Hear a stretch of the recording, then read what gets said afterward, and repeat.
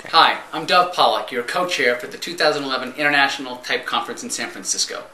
We know there's been a lot of confusion about the new format for presentations, specifically the 30-30-30 and the 60-30. Honestly, that's Judah's fault. On behalf of Judah, I'd like to apologize. Hi, my name's Alan Silva, and I'm co-leading the conference along with my partners. And they have left it up to me and ENTP to get concrete about what we mean in this 30-30-30 presentation. So here goes. Content. We want the content that excites you, that gets you out of bed, talking about type, wanting to share this concept that you've been working on most passionately with other people. Format. It's going to be video recorded, and you've got 30 minutes. 30 minutes to do a presentation, 20 minutes of a talk, 10 minutes of questions and answers from the audience, 30 minutes total to excite the world, because we're going to post it online. And so we want something that not only speaks to us, the type community, but also speaks to the broader world, so we can have maximum impact communicating to everyone. As you know, the deadline for submitting proposals has been extended. We made this video to help clarify the new format. The future of the web is video. When Judah gave his talk in Dallas in 2009, there were 6 people in the room. But his video has been viewed over 1,500 times. That's not going viral, but it's 5 times the amount of people that were at the conference. We know a big reason people come to the conference is to develop skills and become more competitive. This new format is to address those concerns. People do not watch 90-minute videos online. They watch 18-minute videos online. That's why TED Talks has had over 300 million views in the past 4 years. Now listen to Chris Anderson, the curator of TED, talk about the future of video and the web. The first few years of the web were pretty much video-free. For this reason, video files are huge. The web couldn't handle them. But in the last 10 years, bandwidth has exploded 100-fold. Suddenly, here we are. Humanity watches 80 million hours of YouTube every day. Cisco actually estimates that within 4 years, more than 90% of the web's data will be video. If it's all puppies, porn, and piracy, we're doomed. I don't think it will be. Video is high bandwidth for a reason. It packs a huge amount of data, and our brains are uniquely wired to decode it. There's still a lot more being transferred than just words, and it's in that non-verbal portion there's some serious magic. Somewhere hidden in the physical gestures, the vocal cadence, the facial expressions, the eye contact, the passion, the kind of awkward British body language, the sense of how the audience are reacting. There are hundreds of subconscious clues that go to how well you will understand and whether you are inspired. Light, if you like, and desire. Incredibly, all of this can be communicated on just a few square inches of a screen.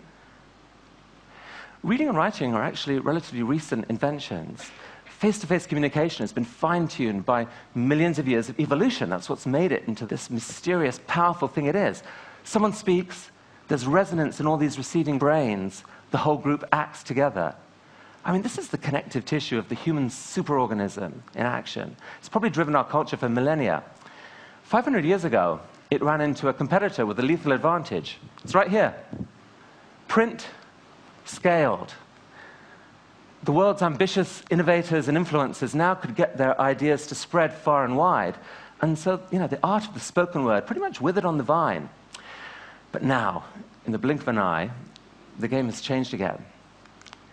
It's not too much to say that what Gutenberg did for writing, online video can now do for face-to-face communication. So that primal medium, which your brain is exquisitely wired for, that just went global. Dov and I just spent the last couple of days at Cisco.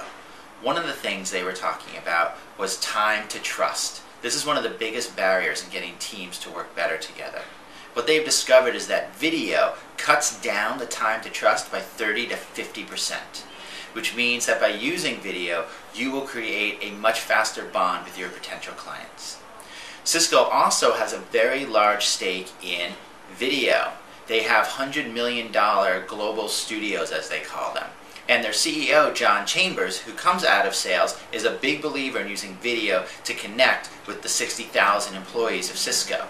He does a weekly what you would call fireside chat, but he doesn't use the $100 million global studio. He uses a $100 flip camera. One of the things they were saying at Cisco is that the flip camera has as much business value as the global studio. Oh, we would show you the flip camera, but we're using it to make this. The 20th century was a visual century. It was dominated by movie stars, and their images became iconic. We recognize them and can gauge our own lives by them.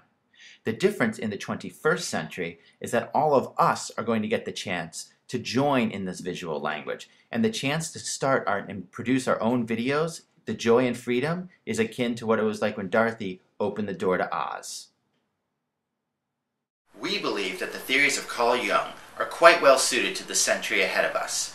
Here's a short clip by Matthew Taylor, head of the Royal Society for the Encouragement of the Arts, and he is talking about enlightenment in the 21st century.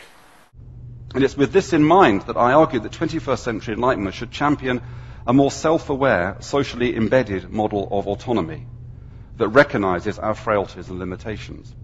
Now, this does not mean repudiating the rights of the individual, and nor does it underestimate our unique ability to shape our own destinies. Indeed, it's actually by understanding that conscious thought is only a part of what drives our behavior that we become able to exercise self-control. All of this can enable us to distinguish our needs from our appetites and our amazing human potential from the hubris of individualism. That sounded very much like a Jungian theory to us. And if any of you are thinking to yourself, well, Carl Jung wrote everything, including the massive Red Book. He never would have been into something like web videos. We wanted to show you this.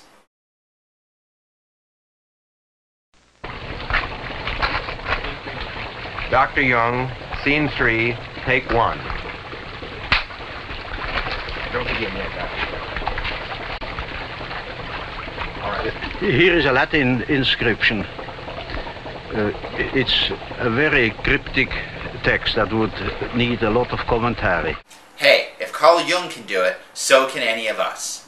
The idea behind the new offers of a 30-30-30 or 60-30 is to offer each of you the chance to create a project in the language, the new visual language that is going to be the language of the web.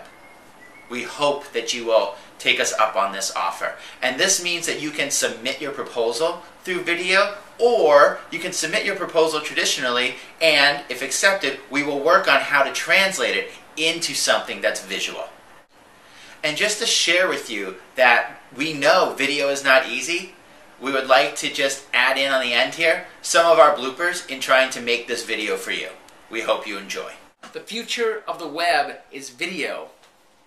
The future of the web is video. When Judah... Come with me to the future!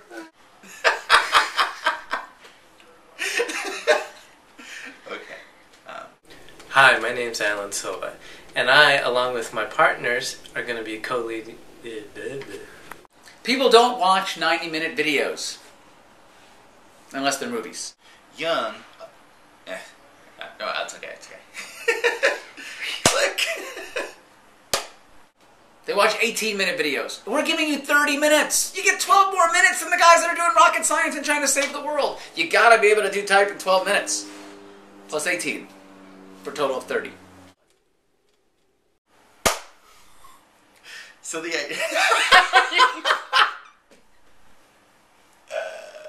okay.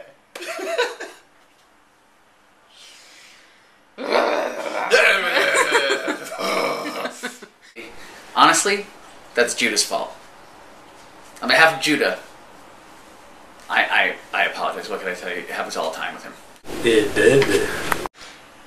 So the idea of offering a 30-30-30 and a 60-30 is the offer to let all of you